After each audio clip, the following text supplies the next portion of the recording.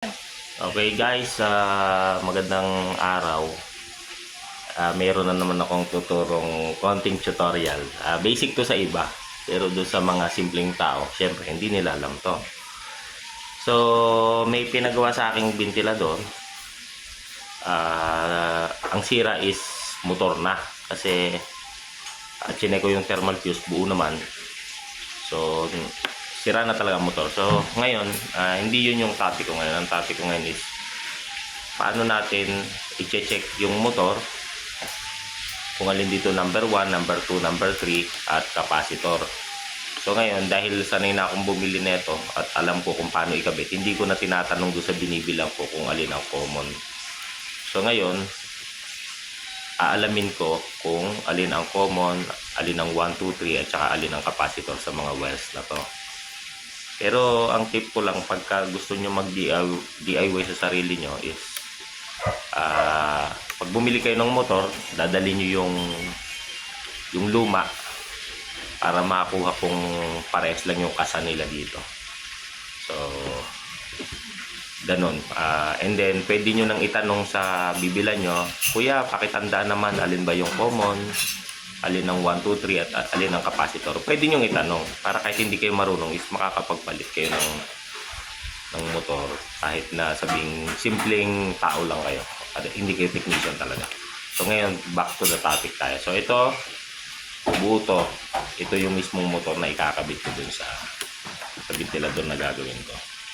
So ngayon, nakalimutan kong itanong kung alin yung common, alin ang 1, 2, 3. So ngayon, ang ituturo ko kung may napanood na kayong iba, so goods. Pero doon sa hindi pa nakakapanood kung paano alamin, manood kayo para may matutunan kayo. So ngayon, kailangan nyo ng digital tester. So ito, digital tester to, clamp tester din. So ang unang-una kong hahanapin dito is alin ang capacitor. Okay? So madali lang. Sa capacitor, laging kung sino yung dalawang maigsi, siya na yung capacitor. So pag ikinabit nyo na ito sa ventilador, kung alin yung dalawang maigsi, mostly is same color sila, yellow. So ito, kahit magkabaliktad doon sa capacitor, wala namang problema.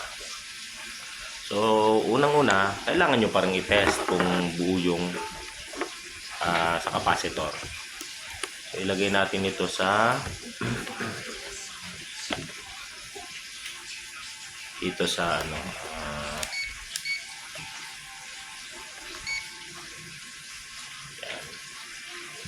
sa continuity.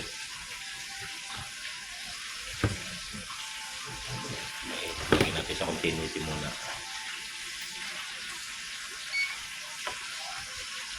Ang sign ng continuity dito sa tester na to medyo malabo yung parang wifi na nakatagilid. Continuity yan, ibig sabihin tutunog.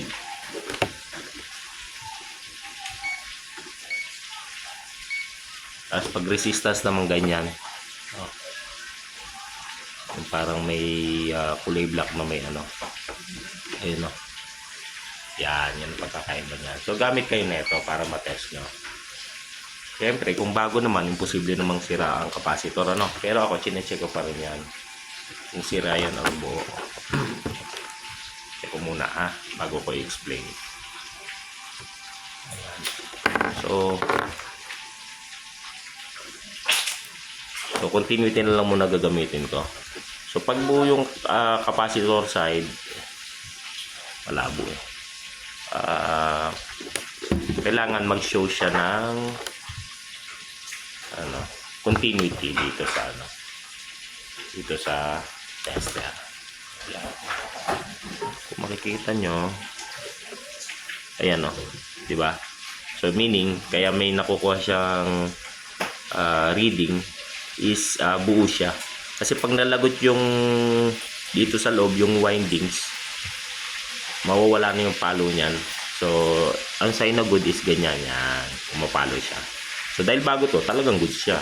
Okay, goods na tayo. Capacitor, madali lang tandaan. Walang tester. Capacitor, yung kabukod na dalawang wire na mas maiksi kumpara sa iba.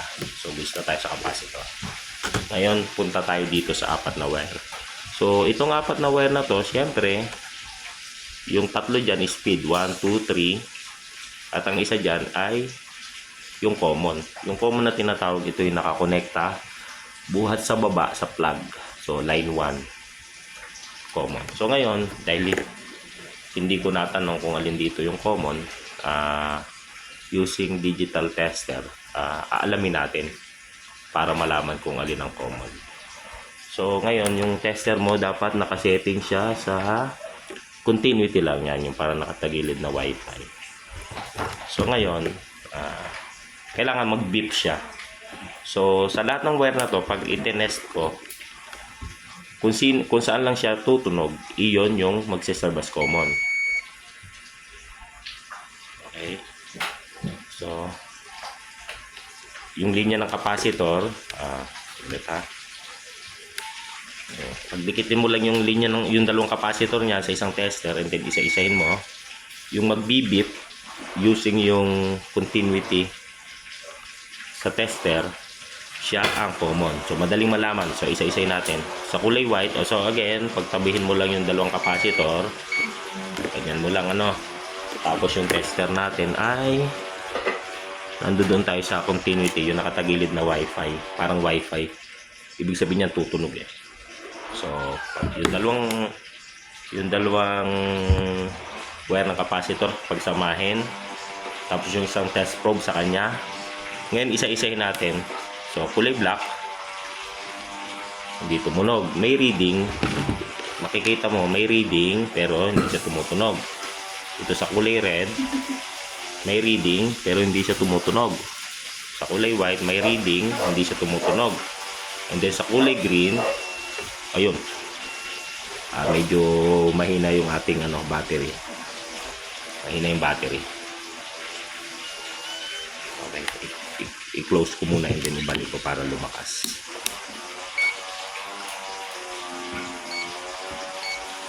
Okay. So, ito na lang green, hindi ko natetest kanina, di ba? Ayun, tumunog. So, sa ganitong way ng pag-test, kahit hindi natin alam yung wirings, so masasabi natin na ito yung common. So, para hindi ka malito, pwede mo siyang ibuhol. Okay, so nakuha na natin common, nakuha na natin yung capacitor na dalawa. Doon naman tayo sa tatlong natitirang wire. So, given na 1, 2, 3 ito. So, dito na tayo gagamit ng computation. Okay, kailangan natin siyang ilista or i-tabulate. So, kita ba? May kita ba dito yung typewriting? So, ngayon, nakuha na natin yung common. Yung pag-test ng speed niyan is yung isang test probe dito sa common. So, ngayon, ililipat na natin siya sa resistance. Ayun, yung sign ng resistance, yung parang kulay black na yan. Yan. Yung parang sa diode. Ayan. So, ngayon, nakuha na natin common ito. Ang pag-test lang ng speed is isang test probe dito. And then, isa-isahin natin siya. So, kukunan natin siya ng reading. And then, mamaya explain ko sa'yo. So, dito muna tayo sa black. Sa black tayo, di ba? Sa black, ano nakuha natin? 234. So, green at saka black, 234. So, lagyan natin kulay black. So, kulay black,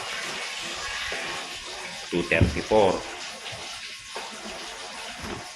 Yan. Salig ba ako magsulat ng nakatabi nga? 234. Okay. So, yung black na yan, letter B. 234 base sa So ngayon, nakuha ko na yung black, punta ako dito sa kulay red. So sa red, sa green at saka sa red,